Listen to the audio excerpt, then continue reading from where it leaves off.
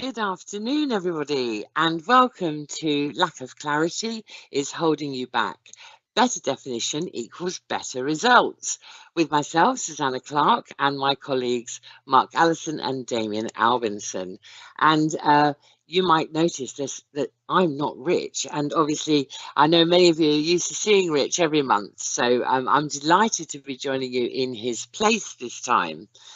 Hello to everybody who's joining us on our live streams on LinkedIn, Facebook, YouTube. We'd love for you to take advantage of all the features we're going to be using today. So if you have a chance, register now, come on over to pmi.co.uk/webinars, and you can come in and join us.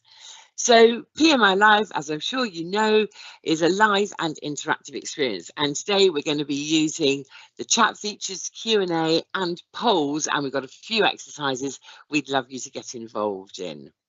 So before we start, it's great to see you, Mark and Damion. I know you've both been really busy. So we'd like to share a bit with us about what you've been up to. Mark, can I start with you?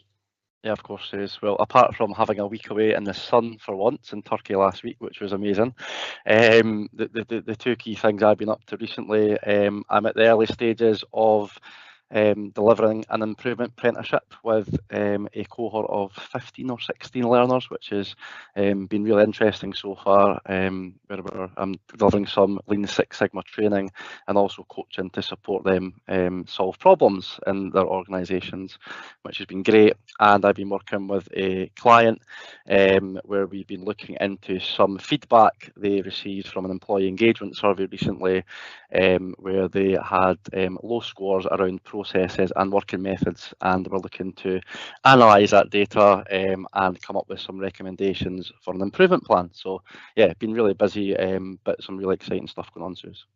Excellent, sounds great. Thank you. And Damo, what have you been up to? Okay, welcome everyone. Thanks for having us back. Yeah, all sorts really over the last few months. I've been working with an engineering client in the UK, a piece of consultancy work where I'm working with their import-export team, all around helping them to become more compliant. So it's a really interesting work looking at how all these other processes feed into that end process and enable them to get the right information there. So I've also been leading one of our level 5 apprenticeships this year, which is getting to probably about halfway through now. So it's getting really exciting seeing all of the application of the learning that the delegates are applying. That's our level 5 black belt equivalent apprenticeship. And I've also just spent the last 2 weeks doing a bit of traveling. So I've been in Germany and Rotterdam with 2 different clients, one kicking off a green belt level training course, and with the other client leading their operational excellence program. So yeah, really busy. Lots of variety too, which is, as I say, the spice of life. So on that note, let's get on to the content. Mark and Damion, what are you going to take us through today? Yeah, I'll kick us off, Sue. So thanks very much, and yeah, I'm delighted to be here and share the stage with you both. So hopefully this will be really interesting for everybody. So a couple of things that myself and Damion will take you through today, for everyone, is why this topic, why are we speaking about better definition equals better results, and we'll touch upon the definition of a problem, and what problem really is or what it really isn't. Which should help people's thinking and potentially change their mindsets around these types of things. We'll go through, which some of you will know, our PMI improvement cycle, and the kind of approach and the thinking behind how that structured method can also support defining our problems in better ways moving forward. We will provide some guidance and some support around writing problem statements and making them as strong and as clear as possible to ensure success, which is obviously another point of why we're here. And we'll do all that with a case study example that we'll be getting everybody who's on here involved in to bring that to life a little bit more. So that's what we'll be covering today. So I'll crack on then, and I'll get into the first piece of content, which again is why did we select this topic today? And you can see there's a little couple of words to the right hand side here says that your opinion matters, which it does. And in terms of what I mean by that, the voice of the customer, the voice of the people. It's so powerful. We ask quite a lot through polls that we send out. Our Generate Demand team send out a lot of polls via different platforms. And we let you guys, everyone that's on here, other people, etc., decide what we do on these webinars. And I'm sure you hear Rich quite a lot talk about that at the end of some previous webinars. So here's one again where you guys have voted on a specific topic, which you can see here is around about struggling to make progress either with a Greenbelt project or potentially any sort of project that you're looking to solve problems on. And that 52% was about, how do I, or how can I build my knowledge, skills and behaviours around writing clearer problem definitions. So that's kind of why we are here today. But so you don't need to keep listening to me talking at the start. We're going to get you involved in a poll quite quickly at the moment. So this poll is to help myself and Damion understand a little bit more around about this question.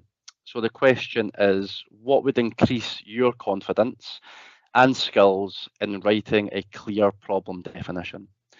There's 5 answers, as you can see: practical examples of well-written problem statements, clear explanation of the key elements of a strong problem statement, templates or checklists for structuring a problem statement, understanding common mistakes, or we can even know them as pitfalls potentially, and guidance on how to avoid them. And then there's an other answer, So again, if you think it's not any of the above, have you got any additional thoughts? And if you do, can you please share them in the chat function? Our glamorous assistant, yes, Neil. If you could launch that poll now for everybody, that would be fantastic. And as Mark said, you'd like to choose which of these you think is most likely to increase your confidence and skills in writing a clear problem definition. If you choose other, then what we'd love you to do is go to the chat and fill in the chat what it is you think would increase your confidence and skills. And it's really interesting, isn't it? Because of course, fundamentally, if we can't get this straight, it's difficult to know how we can move forward in the right direction with any project, isn't it? But it is often very tricky to do. Yeah, I think it's one of those things that seems seemingly very straightforward. It's like we'll just go past this bit and then we'll carry on with the work. And I think both myself and Mark, we get to see lots of people's attempts of doing exactly this at the start of all our projects. It's one of the first steps. And often when we're coaching people, we just recognise how easy or how difficult it can be, or how easy it can be for them to sort of not do some of the things we'd like them to do. So yeah, I'm really glad we've had the opportunity to have a whole webinar dedicated to this topic. Excellent, thank you. And I think it looks like we're getting to completion for everyone voting. And so if you can share the results, that would be fantastic. We've got a couple of things in the chat. We've got all of the above. Knowing what makes for a bad problem definition, and why do we need a problem statement?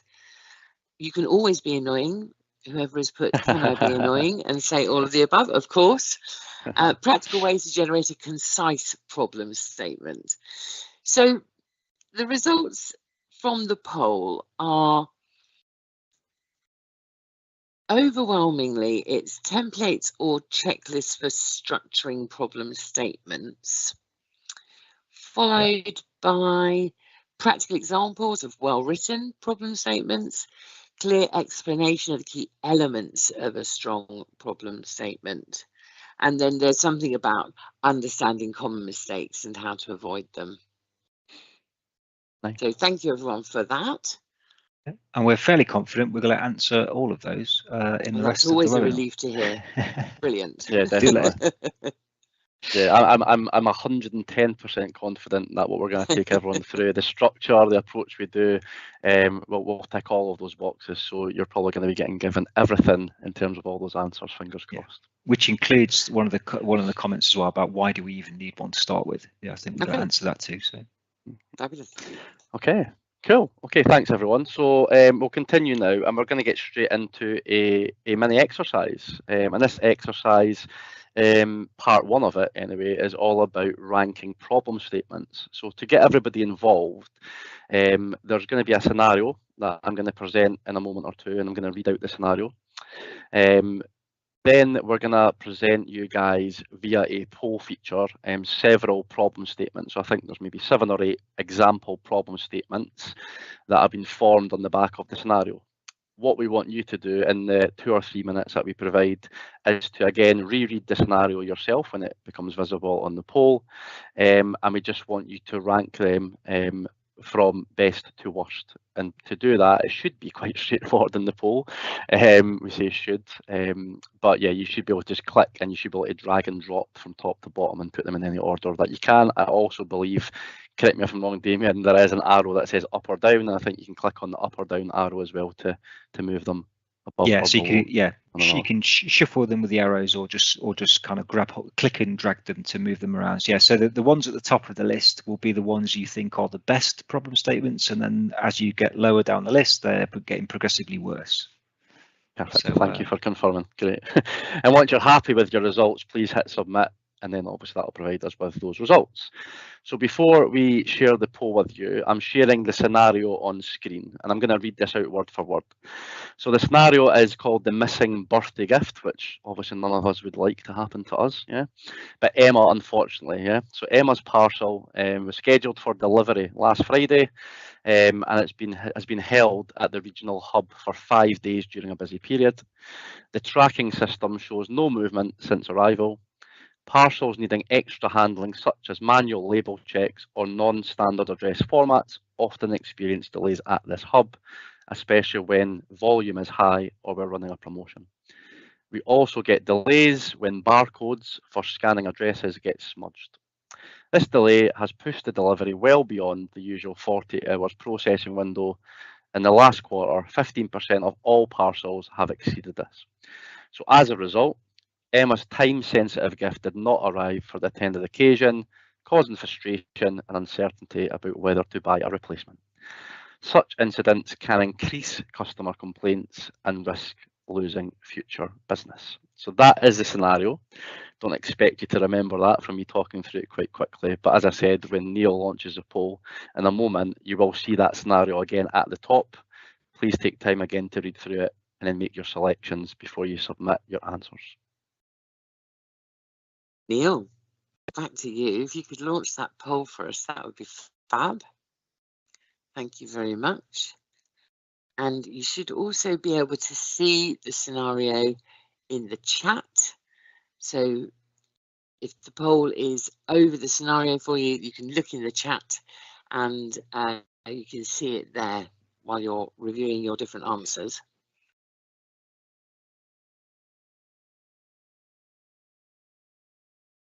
I have to say, although not a birthday gift, this scenario has happened to me on many occasions, and there is a lot of frustration associated with if something is in the depot waiting. Triage is a great word, often I see used. Yeah, it's quite a common thing to happen, isn't it? To be fair, across the world, I'd probably say. I'm always getting Royal Mail things through my door as well, saying that they've delivered something when they've not, or it's been delayed for whatever reason. So yeah, happens to us all, I think. So just to remind you, you can, when you hover over the different answers, you get an up and a down arrow, so that enables you to move your answers up or down, or you can just click onto them and move them up by holding your mouse down and the button on your mouse down and sliding them up and down, whichever works best for you.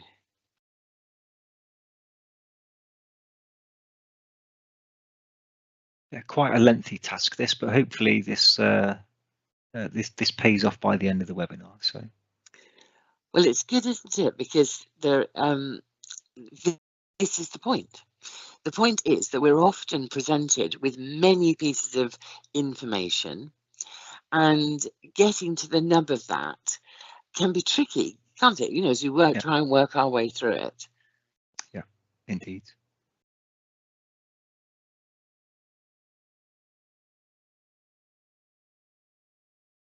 Okay, looks like we've had a fair few responses already. Good.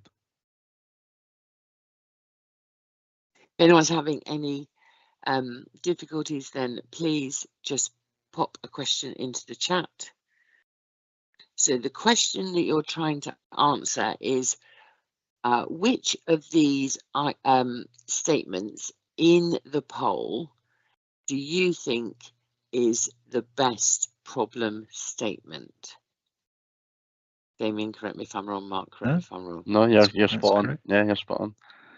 And I think to back up the point you made just quickly, Suze, there, I think no matter how experienced or inexperienced you are in any sort of improvement or any sort of project delivery or defining a problem, it can be quite daunting sometimes when you're given a lot of information, or you know there's a lot of information to look at, to try and turn that into something really precise and simple and easy to understand to then move forward with, isn't it, no matter kind of how experienced you are. So practice makes perfect. So I think doing things like this definitely will help, rather than just giving people information through the full 60 minutes. Yeah, and there's also something about, particularly if you're an improvement practitioner and you move around the business, you're going to be faced with lots of different problems, lots of different areas.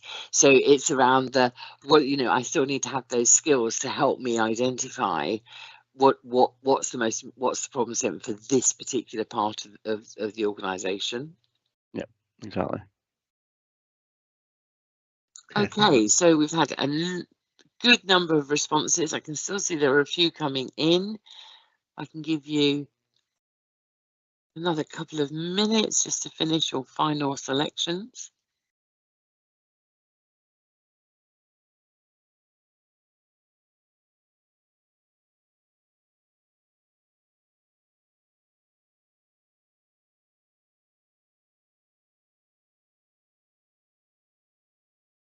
Okay. Damion, Right. just give me the go ahead when you want me to share the different screen, my friend. Yes, bear with me 1 second. Okay.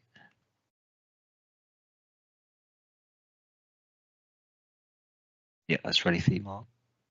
Okay, cool. So I've just switched screen, everyone, and I'm just going to zoom in on the Miro board to the results. So yeah, so here's the results, Damion, as we were discussing earlier on. So yeah, I think it looks like that the top point was to do with parcels are getting stuck at the hub during busy periods, came out on top, closely followed by tracking system isn't working as it should, so needs fixing. Quite interesting, Damion, may I say? Yeah, you got any views on the results so far? No, yeah, really fascinating. And what's come out at the bottom, we're frustrating our customers like Emma when their parcels don't arrive. Okay, yeah, so quite a difficult task that. There's a lot of information to process there. And of course, we didn't give you loads and loads of time, so I appreciate that was a bit of a challenge. But yeah, very interesting. We're going to come back to this later on and have another look at it. So, but yeah, thanks for everyone for having participated in that. Yeah, thanks, guys.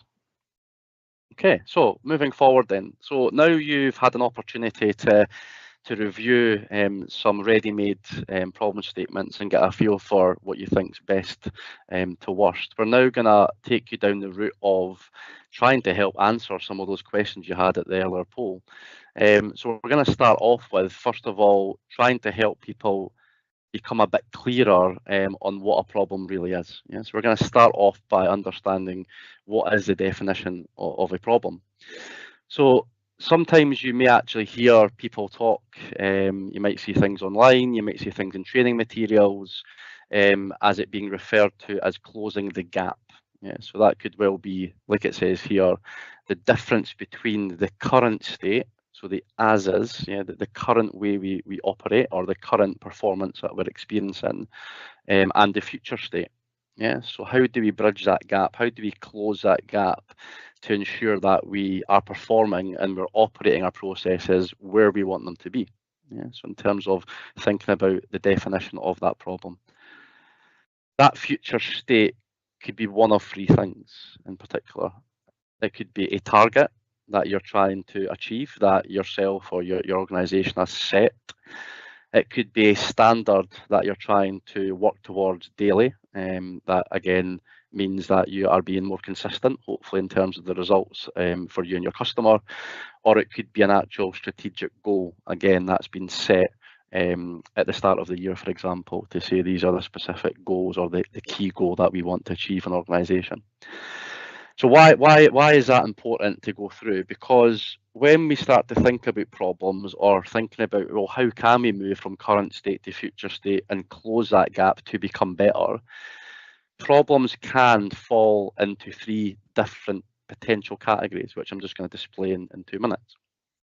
So the first one, hopefully you can see on screen here, says a gradual decline. So you'll see on the left-hand side of the image below, you've got the target or the standard that you're trying to obviously close the gap towards. And this gradual decline means that you may recognise in your performance of your process or your processes that where performance is expected to be starts to gradually decline over time and then sit somewhere actually where you're not happy, or the customer isn't happy in terms of that performance because you've gradually moved away from that target or standard.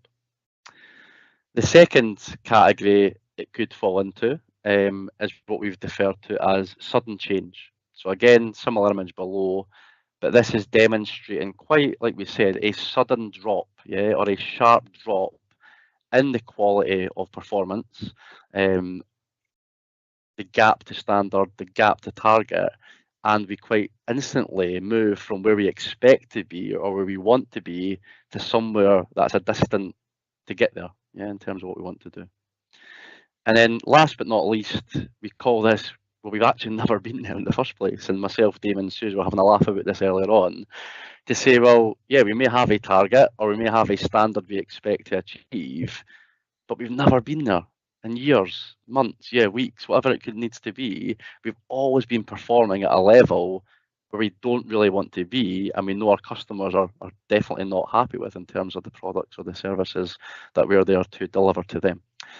So I thought it was worthwhile just sharing that brief bit of information around the definition of problem. And it's definitely something that I now think about all the time in terms of closing the gap. How do we close that gap from the current state in terms of current performance to where we want to be is always a good thing that I think about.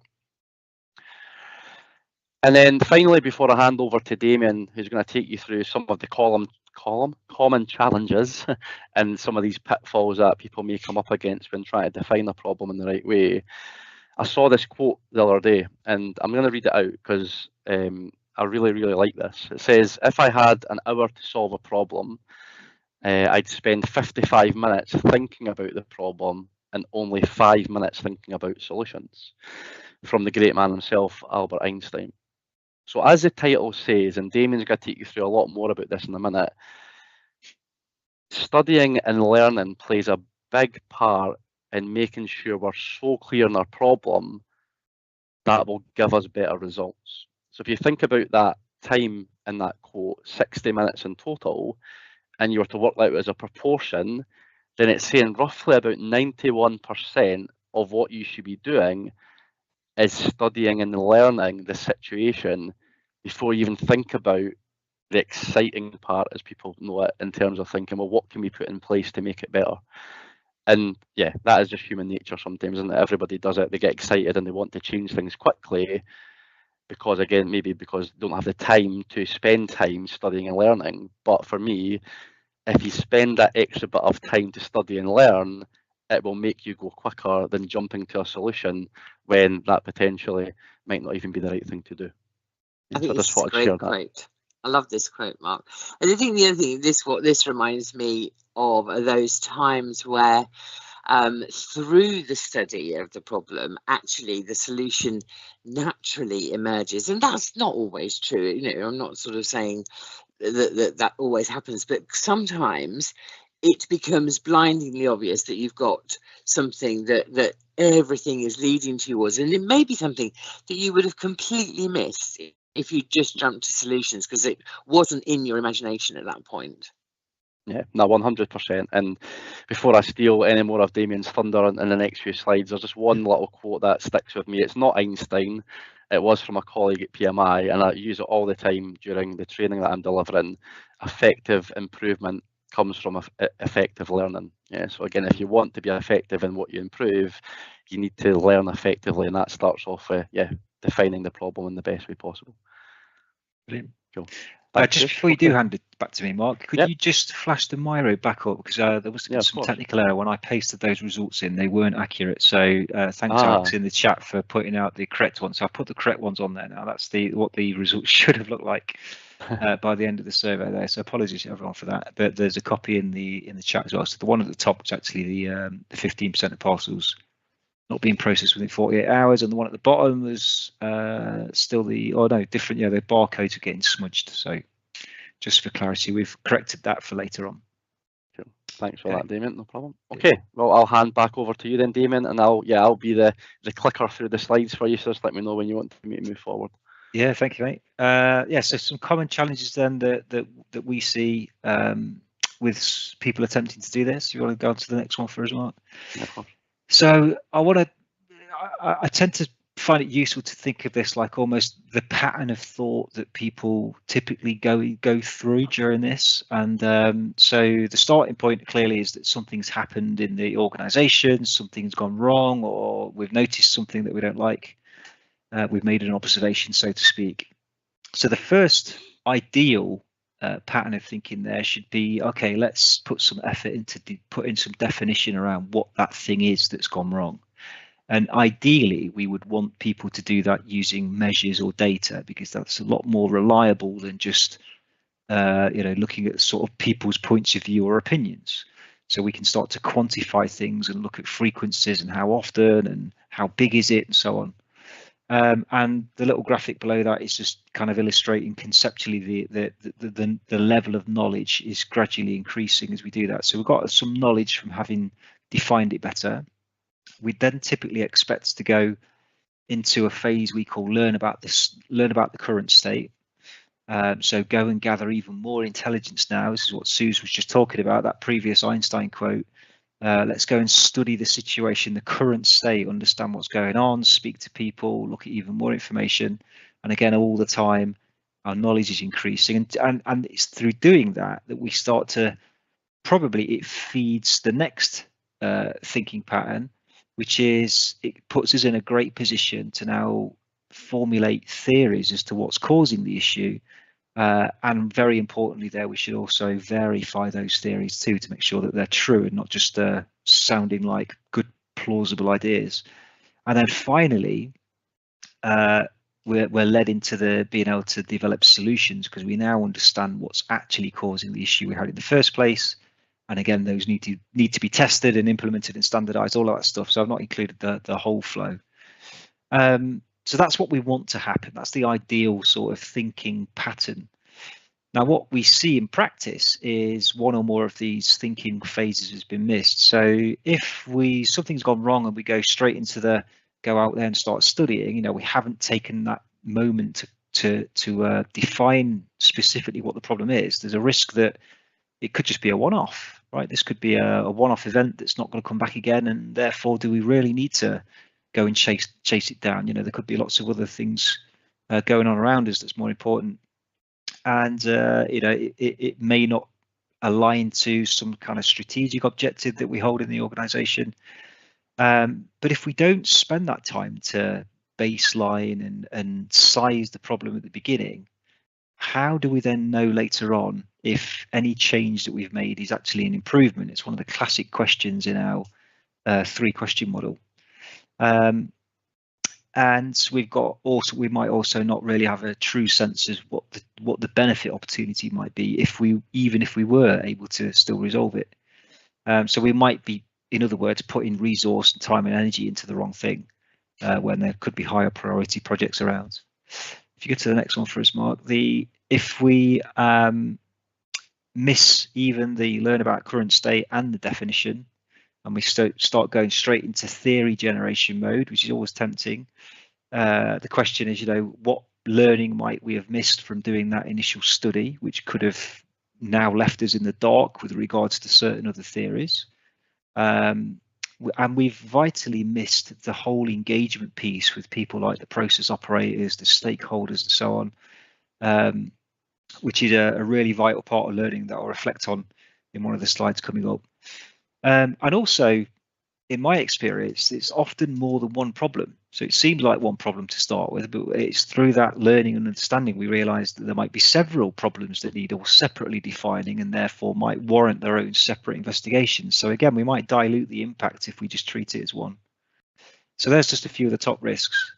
And then, of course, probably the most common thing we see is, and this isn't always necessarily the person who's the improvement practitioner going out to try and do this. It's often, I had a great conversation this week with some of the guys in Rotterdam about this. Sometimes it's the management team that are too impatient to wait for this kind of go and study and learn and understand, or even take the time to define. They just want solutions. It's understandable. But if we go straight to solution mode, you'll notice in that last box, I've now struck out the words based off this new learning because, well, there hasn't been any learning. If we go straight to solution mode,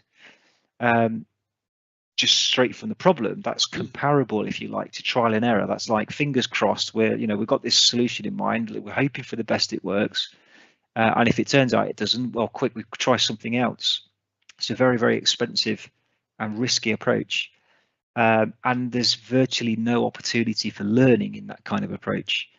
There's even the risk that we go and now and change something, and instead of making that problem go away or become less, we might make it worse, which is the complete opposite of what most of us would be trying to do. And so it feels quicker, this approach. So I get the appeal. But I think that speed is a false economy. If you've had to try 7 or 8 solutions until you're just, lucky that you find something that works, all those other 6 have been a complete waste of time and introduced unnecessary risk. So whilst being more thorough might take more time, I think the trade-off is you're more likely to get to those solutions that actually do work first time round. I think no your point about it's often senior managers, maybe senior leaders. I've definitely been in conversations where a leader has had an epiphany, and that is they've got a solution and they have no doubt in their mind that their solution is the answer. And one example I had of working with an organization who was struggling to get customers to adopt online usage of their service and online payment and so on. And the solution that the leader had come up with was, let's just buy a load of iPads and send them out to every customer who's not using our online service. And it's difficult to challenge that, because at first glance that feels like that would be a delight factor. How marvelous, I'm a customer and I'm going to get an iPad, and now that makes it easy. But maybe I can't use an iPad, and maybe I don't like using an iPad, and maybe I do like going into the post office or the bank to pay, or even making a telephone call to make my payments, and so on and so forth. And when we sort of had those conversations, whilst frustrated by that, they could see that actually they probably needed to learn a bit more about the customer before they could guarantee. But if no one had challenged that, then that would have been a big investment on many levels. The iPads, the logistics of sending them out to everybody. Yeah, would be a very painful way to learn the hard way, wouldn't it? That would. Yeah, and I know, for instance, my parents would still prefer to physically walk down to a bank to exchange money and so on, despite all of the availability of technology. It's just a generational thing. Go on, Mark, sorry, Dave. I was just going to say I'm full of quotes or full of sayings today, but I think another one I'm going to fill up at the moment is the short-term pain for long-term gain. I think that always sticks with me, even though it might be easy to jump to that end step, because it is going to be something that you might fall onto after 6 or 7 or 8 times, like you've said, and due to maybe time constraints that everybody's got.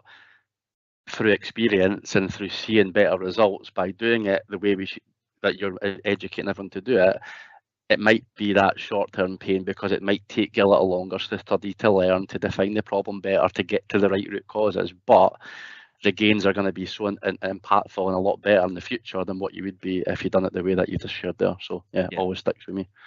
Indeed, so if you put us on to the next one, Mark, thanks. Yeah, so some of you on this call, I'm sure, are familiar with PMI's improvement cycle, or if not, you might be familiar with the classic DMAIC structure you can see on the inside there.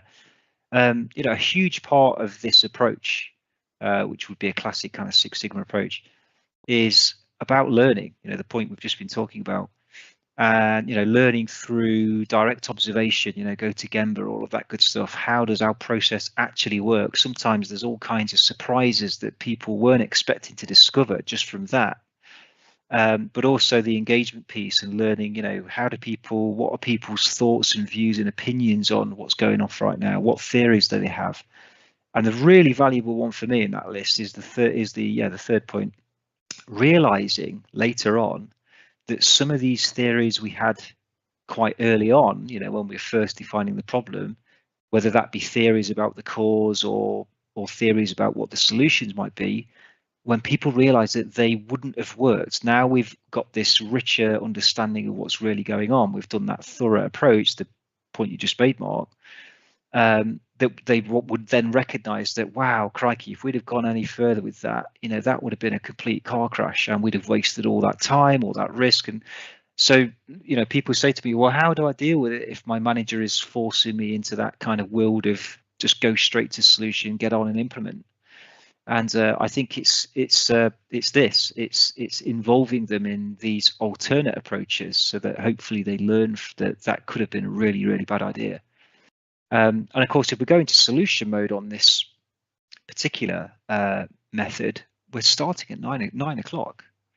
Implement, standardize. So we're missing out 3/4 of this approach where all of this additional learning could have taken place. So it's a real downer for me when if people want to try and shortcut all of that and just go straight to solution mode. I just think putting aside the risks, I just think it means that we miss out on so much learning that we could have that could be 10 times more valuable perhaps than even the solution. Yeah, completely agree. So why do people take these shortcuts then? I've kind of alluded to a few of them, and I thought, well, I'll use something that's related back to Einstein, given that Mark had one of his quotes earlier in the presentation. So I won't go into the full theory here because, quite frankly, I don't quite understand it. But when he was trying to explain his understanding of gravity, he used this simple thought experiment to say, if you imagine if there was someone in an elevator and they were in the unfortunate situation where the elevator cable snapped and it was now just falling back towards the earth. Let's imagine it's in a really, really, really tall building. The person inside the elevator would effectively experience weightlessness because they'd be traveling at the same terminal velocity, same speed as the elevator is. But if you took that elevator and put it into the middle of space somewhere, assuming that there was oxygen or whatever inside there, that person would not be able to tell the difference as to whether they were floating around in space somewhere or actually in an elevator on the earth that was hurtling towards the ground. From their point of reference, it would just be the same experience. And so I'm not saying that for our delegates and our practitioners that they will never be able to tell if they're in the wrong mode of thinking, because I think there are some tips we'll cover later on that help. But I think that's where people commonly get it wrong. They've been so close to the problem that they're trying to define, as per that previous kind of flowchart, that their thinking has just moved on a long way from where myself and Mark might want it to be when we're trying to start the project and say, no, we just want to try and pinpoint what the problem is. We don't yet want to start hearing about what the theory of the causes might be or even what the solutions are. That's all to come later on in the project. So it's I just thought that was a useful analogy perhaps to help people recognize that it's not necessarily your fault that sometimes your thinking is in the wrong place, because it's easier for us as outsiders coming in because we get the ability to stand back and see that you're actually in an elevator that's falling. But for you being inside the system, that's not quite as straightforward. So on to the next one, Mark. That's me, I think, isn't it? Yeah, it's back to you. Yeah, cool.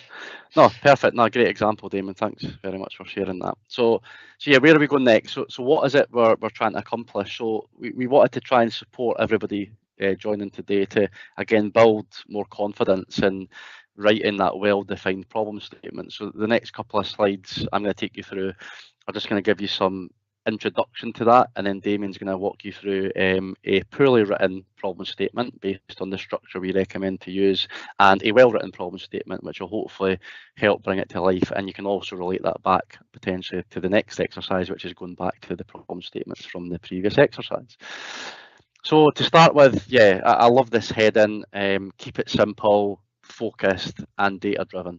Yeah, so there's going to be a couple of animations I'll reveal here. So the first one says the purpose of the problem statement is to describe what is wrong with the current state, not the future state, not what you want that process to look like, or not how you want that process to perform, but just simply describe what is wrong with your current way of working, the current performance that you're getting, or the outcome that you don't like.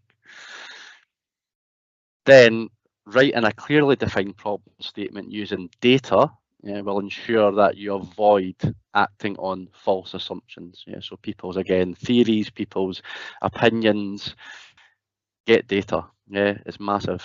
Again, it quantifies, it evidences that whatever that potential problem is actually a problem, because you can now start to measure it, which is super important at this stage, as well as when you get to the improve stage, to then seeing if you have made a difference or not. And the last point I really, really love, it says a problem statement needs to be described in words that everyone understands to ensure no ambiguity or confusion. And I was saying to Suze earlier on, I was having a laugh about this as well, is when I'm delivering my training and we're going through problem statements and practicing writing them on our Greenbelt training, I always say, try and think about your writing your problem statement, and you are working in the office and you're going downstairs for breakfast or for lunch, and you're being served by the person in terms of who's serving, or you can see the chef in the background who's cooking the food. You should be able to hand that problem you've written to the chef or the person that's serving you, and they should be able to read it and fully understand what that problem is, and they don't even have a clue in terms of the workplace that you work in. It should be as simple and as concise and easy to read as that, pretty much. So that's how I test my own problem statements when I write them, as well as how I try and educate others. And then finally, in terms of the templates or the checklist that you mentioned at the start in the poll, a lot of you who are on the call will maybe recognise this project charter document that we've got that will provide structure. It'll provide a template or a checklist to support you in better defining your problem, or writing a problem statement.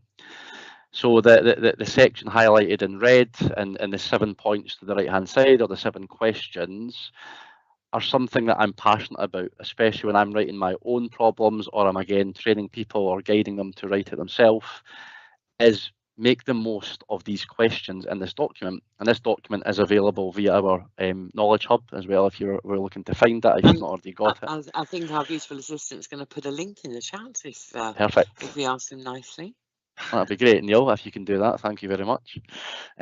Why am I stressing the importance of this before I hand to Damion to run through a few examples? Is it's so easy to see that blank box, forget about the guiding questions that'll help you structure it, keep it simple, keep it focused and data driven, and to write an essay of what you think the problem is, and not having a clue about even where you're at, what you're writing, what the process is.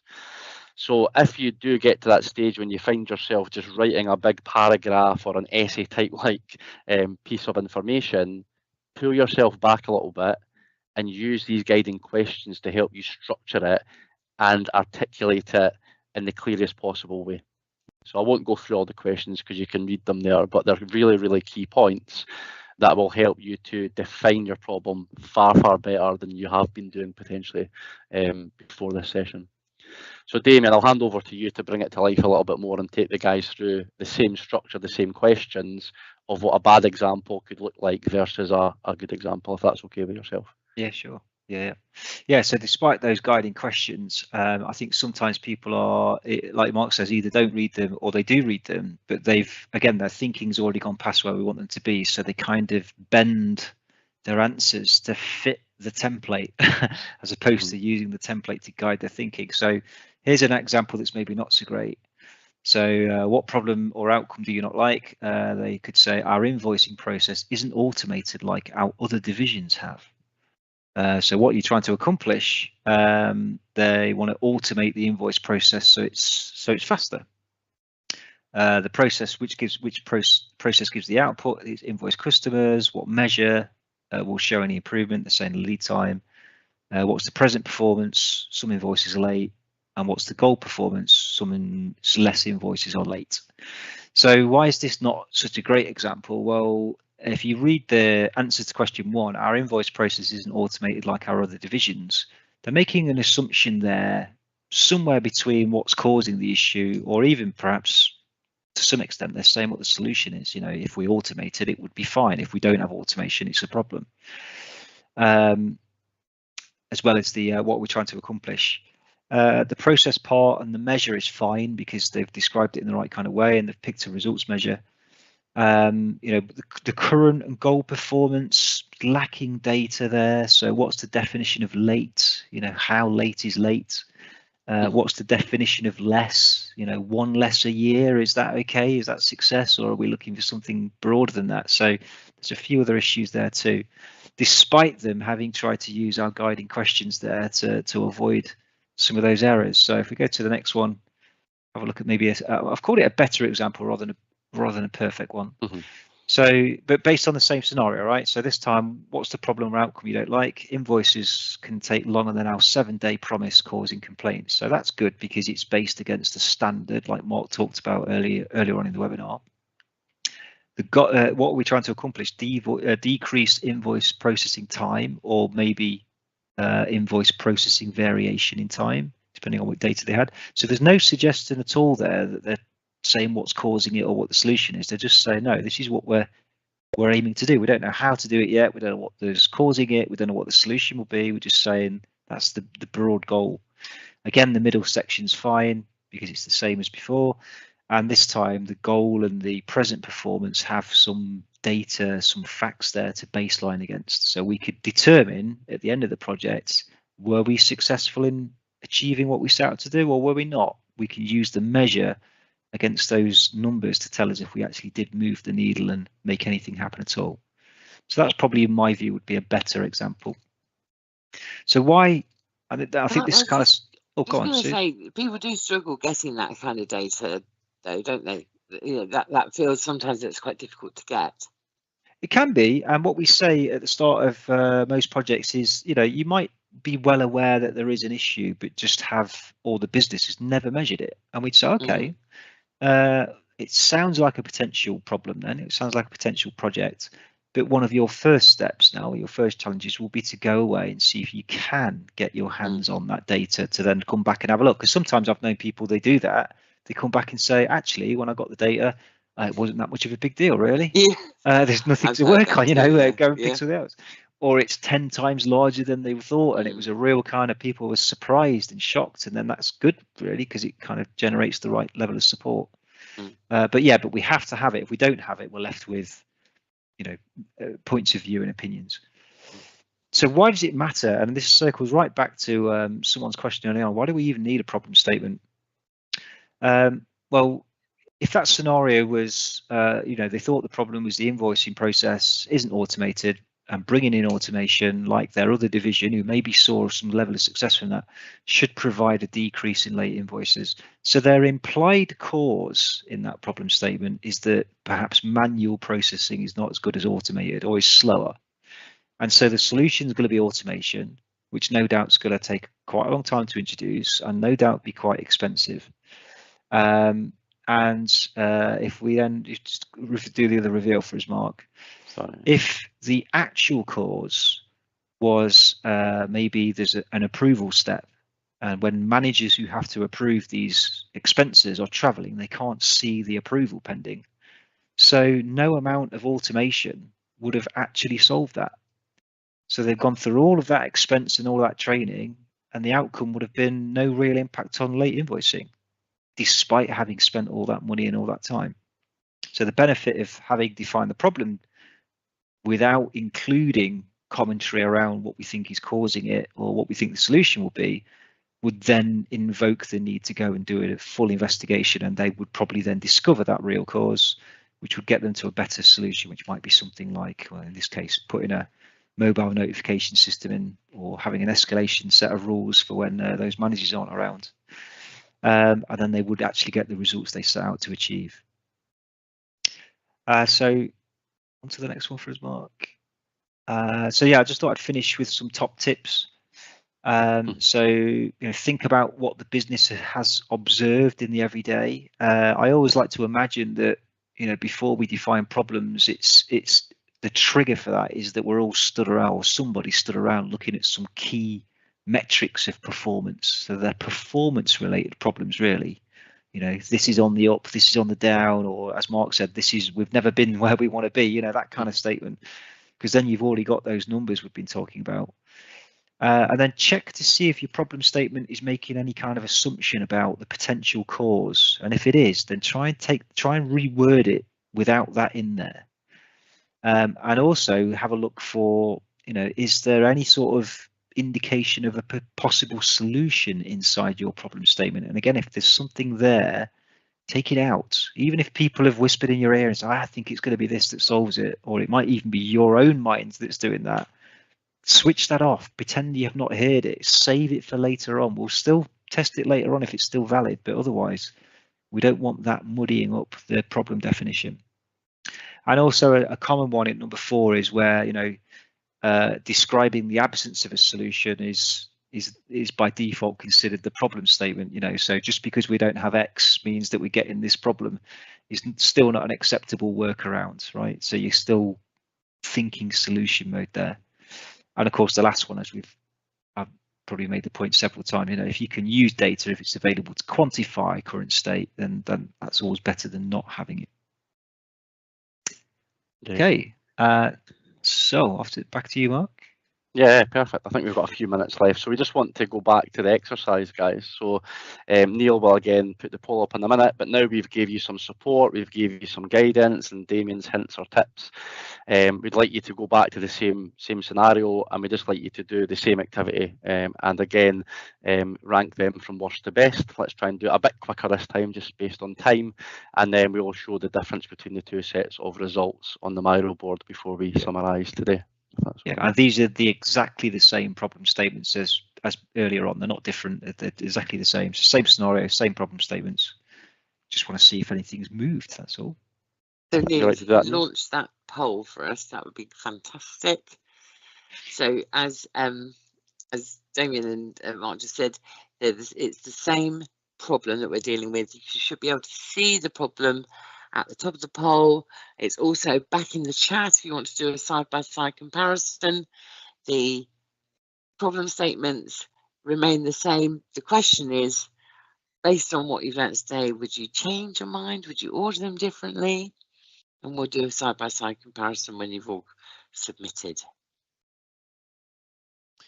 Someone's just asking for the link to the Miro board in the chat. Yeah, we're not sharing the Miro board. We're just going to visually show the results on the Miro. That's all. So you don't need Miro for this webinar. Just need the access to the poll. Just let me know again, guys, when you want me to share it when the results are in, and I'll share the Miro board results. Sure. Yeah. And then you can use the same arrows on the right-hand side. You can drag and drop to move them up. Interesting to see what the thinking is compared to where it was. Yeah, and I think even if it's not changed in terms of the results you see, I'm hoping that there were still some golden nuggets that everyone can take away from what they've learned and what they can now be more confident in applying when they go and do it in a real problem themselves. Yeah, absolutely. And I think it's, as we said towards the beginning, it's fundamental to get this clearly articulated, but clearly articulating it is a skill in itself. And up front, it might seem like it's really easy. Well, of course, I can tell you what the problem is, but actually getting that other meaningful information in the way that Damion has described and yourself has described, Mark, it creates a shift change. Not only in how you keep your project off, but also it's the fact that everybody understands what they're working on. And Yeah, when we all exactly. understand what we're working on and what we're trying to achieve together, then there's a big difference in what we can accomplish. 100%. Yeah. Okay, so we're almost there. On your go ahead, Damion, for me. As soon as you say go, I will go. Okay, just get the shorts back up.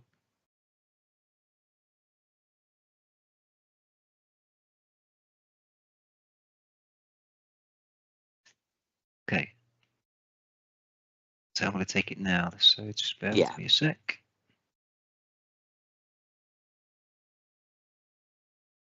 I know we're running close to the edge, but I just wanted to let everyone know I've also got a big announcement to make at the end. So please, if you're able to stay with us just for these last few minutes, it would be great to keep yours, you Mark. with us.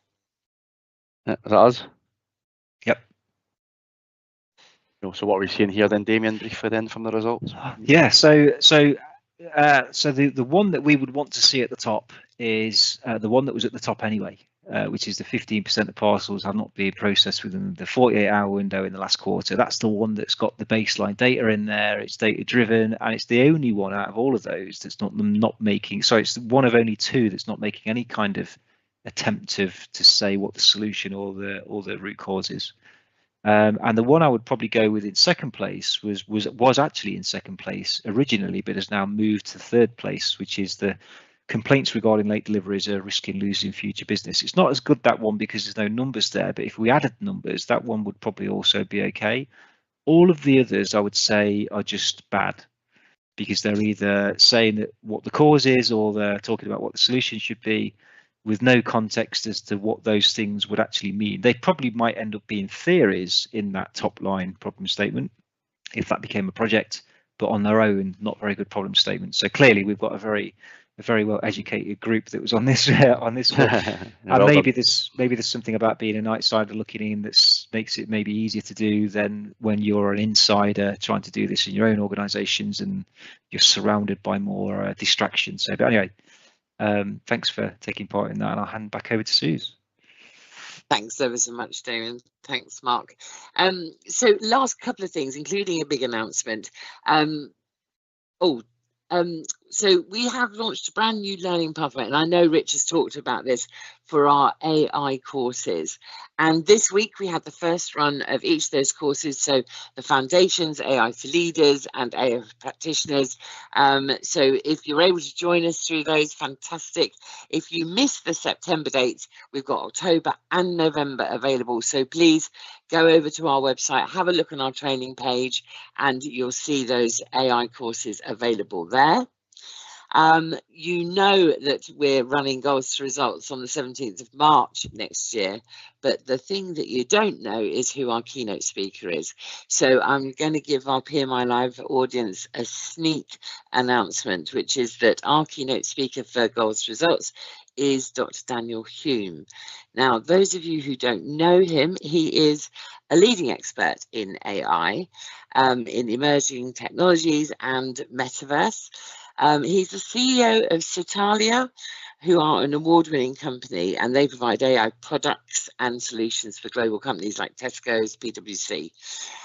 What's really particularly interesting is that he's obviously passionate about technology, how it can be used to govern organizations, but also about the social impact and the positive social impact it can bring. So come along and get your ticket for Goals to Result. You'll come away inspired with practical insights that you can take back to your teams, and we're really looking forward to seeing you there. Tickets are on sale, and shortly we're going to be issuing our full agenda, so watch out for that. I think it's next week, the week after. And you can go on to pmi.co.uk/G2R if you want to know any more information. So what have you got to look forward to next month? Well, Rich will be back in the seat, and you've got your starting in the wrong place, how to fast track impact without losing the big picture. And that's going to be delivered by Sean Buckland with Rich, talking about the structured approach to fast tracking high impact results. It's 31st of October, so you can register now, get the date in your diary, and to do that you go to pmi.co.uk/webinars. Don't forget to fill in your voice of the customer survey. Mark talked at the beginning about the polls that we send out. Also, we look every month at all of the voice of the customer feedback that we get for the webinars. We always ask you if there are any topics that you'd like to cover. So please do fill that in, let us know, and we will keep designing our topics for these webinars along the lines of what you tell us is most interesting or most challenging for you. And that brings us to the end of PMI Live. So I think all that's left to do is for myself, Mark and Damion to say thank you for joining us, and to wish you all a very good weekend and look forward to seeing you next month. Thanks everyone. Thank you, everybody. See ya. Bye.